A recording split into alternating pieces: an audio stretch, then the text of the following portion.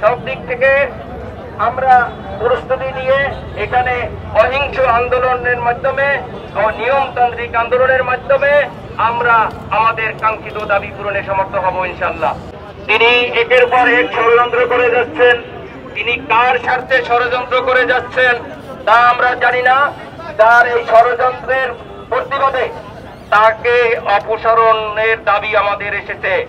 আমরা এই আব্দুর রহমান খানকে রেখে কোনো আলোচনা করলে সে আলোচনা সফল হবে না বলে আমাদের মনে সন্দেহের দানা বেঁধেছে।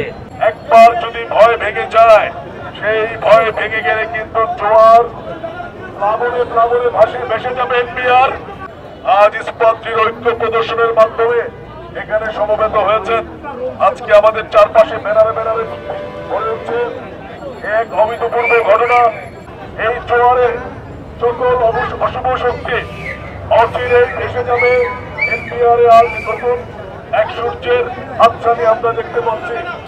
নতুন সকাল উদিত হবে এবং ইতিপূর্বে শুনেছেন এই চেয়ারম্যান। প্রিয় সহকর্মী সহযোদ্ধা ভাইয়েরা, আপনারা দূর দূরান্ত থেকে বিভিন্ন কমিশনারেট থেকে এখানে এসে উপস্থিত হয়েছেন আমাদের এই কর্মসূচি সফল করার জন্য। আপনারা সবসময় আমাদের সাথে ছিলেন এবং থাকবেন বলে আশা ব্যক্ত করছি। আপনারা আমাদের সহযোগিতা করেন, সামনের জায়গাটা ফিল আপ করে বসে পড়ে এই সহযোগিতা করেন এবং আপনাদের সহযোগিতা কিন্তু কাম্য। এনবিআর জিন্দাবাদ, এনবিআর দীর্ঘজীবী হোক।